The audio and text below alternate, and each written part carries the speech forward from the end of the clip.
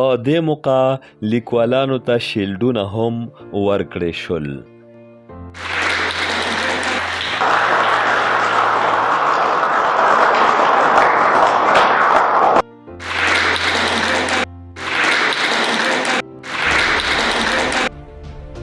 د پېښور پبلک سکول اینډ کالج پرنسپل او دغه دستوري راجوړونکو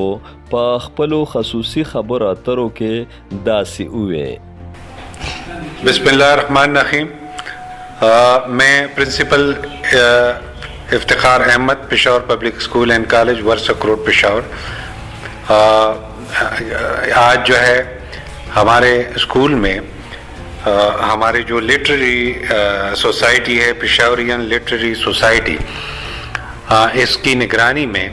پشاور پبلک اسکول نے ایک پروگرام جو ہے وہ آرگنائز کیا تھا، اور اس میں جو ہے مین مقصد میڈم زیتون بانو کی جو خدمات ہے اور اس کی جو افسانہ نگاری ہے اس کے بارے میں جو ہے ہم نے بہت معزز مہمانوں کو بلایا تھا، اور اس سلسلے میں جو ہے مطلب اس کی جو خدمات ہے اس کے نتیجے میں مختلف ادیب اور شعراء نے اس میں شرکت کی، اور اس کا جو کام ہے مطلب جس نے ینگ جنریشن کو موٹیویٹ کرنے کے لیے ان کے جو خدمات ہے اس پہ روشنی ڈالی گئی،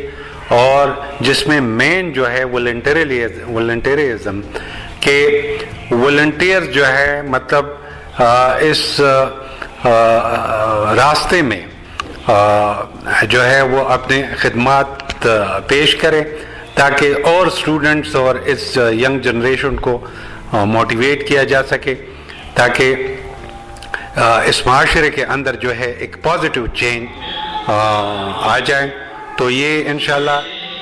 جو شعراء ہے، جو ادیب ہے، افسانہ نگار ہے، ان کی ایک کنٹریبیوشن ہے اور ایک اہم رول یہ جو ہے معاشرے کے لیے جو ہے وہ پلے کر رہے ہیں. دوسری بات یہ ہے کہ ان کی جو سروسز ہے اس ادارے میں انہوں نے 15 سال گزارے اور اس ادارے کی خدمت کی ہے، اور اس دوران جو ہے اس نے بہت سارے بکس، بہت سارے افسانے لکھے، اور اسٹوڈنٹس کی موٹیویشن کے لیے. اور اس کا مین جو مقصد تھا کہ عورتوں کو جو ہے ان کے جو رائٹس ہے اور ان کا جو مقام ہے وہ ان کو مل جائے، اور اس کی رائٹنگ میں جتنے بھی جو کچھ بھی اس نے لکھا ہے تو مین فوکس اسی پہ تھا کہ عورت کو اس کا مقام ملنا چاہیے، اور عورت جو ہے جو معاشرے میں ان کے ساتھ زیادتی ہو رہی ہے یا اس کو وہ امپورٹنس نہیں دیا جا رہا ہے تو وہ امپورٹنس جو ہے وہ اس کو ملنا چاہیے. تو یہ جو پروگرام آرگنائز کیا گیا تھا اس کا مین مقصد جو ہے وہ یہی تھا. تھینک یو. نن زمونگا پا کالج کے پشاور پبلک سکول اینڈ کالج ورثہ روڈ پشاور کے دا میڈم زیتون بانو په سلسله کې چې کوم نه یو پروګرام ارینج شوی دا د دوستی پشاور لټریچر فیسټیوال د طرفه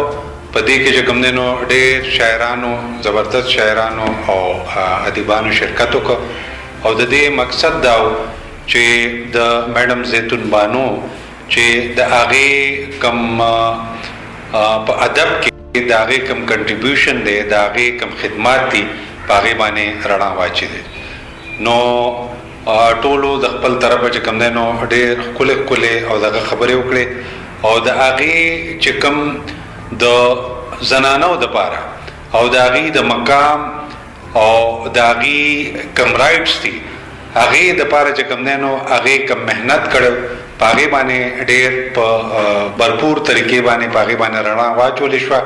او دا زمونږ د بچو دپاره هم چې کوم دی نو یو مشعله را ده. بسم اللہ الرحمن الرحیم.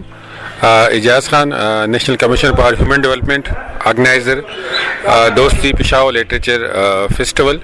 آج پشاور پبلک اسکول میں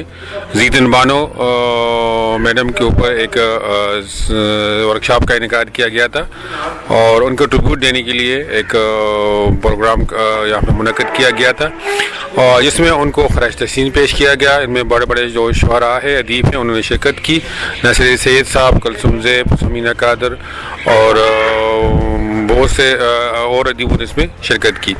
دوستی پشاور لٹریچر فیسٹیول 12 دن کا ایک پروگرام ہے جو پورے خیبر پختونخوا میں ہو رہا ہے، اور اس کا جو مین ہے وہ پشاور یونیورسٹی ایریا اسٹڈی سینٹر میں ان کا انعقاد ہو رہا ہے، اور اس میں روزانہ جو ہے وہ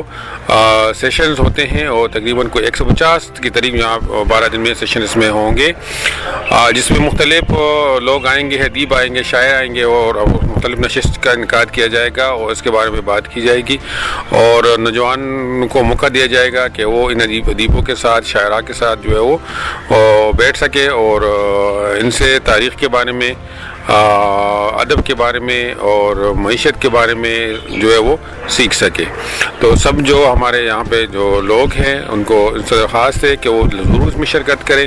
اور ان سے استفادہ جو ہے وہ حاصل کریں۔ مہربانی۔ اعوذ باللہ من الشیطان الرجیم، بسم اللہ الرحمن الرحیم۔ نن مونږه د زیتون بانو د فن او شخصیت په حواله باندې یو ادبي نشست ایښی، دا د دوستی پېښور لټریچر فیسټیول 4م ایډیشن یو حصه وه،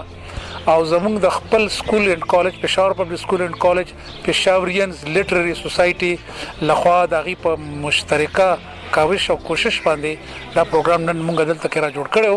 د زیتون بانو 4مه کلیزه هم ده۔ زیتون بانو هغه شخصیت دی چې هغې مونږ سره دلته 14 کاله تېر کړو، 40 کتابونه یې لیکلي وو،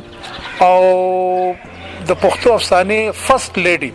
یعنی خاتون اول خطاب ورته ملو۔ دا موږ لپاره د فخر خبره چې هغې په دغه سوسایټۍ کې د پښتنو د خواتینو د ښځو زنانو په حواله تقریبا خپل هر قسم رنګ او شکل پیش کړی دی، او د دې معاشرې د پښتنو سره د کیدونکي سلوک په حواله په هر افسانه کې او په هر کیسه کې ښه په بهترین انداز کې خپل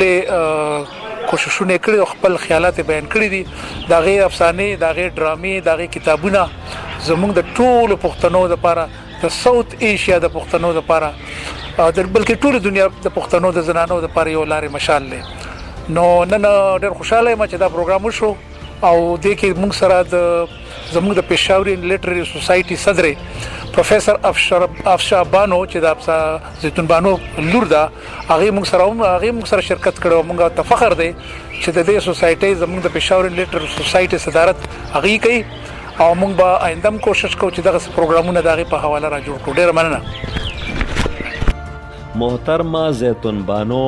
په کال 1938 کې د پیښور تهکال په سپینه وړی کلي کې زیږېدلې وه، او په کال 1921 کې حق رسېدلې ده چې د پیښور په شګۍ هندکیان هدیره کې خاورو ته سپارلې شوې ده په ګوریه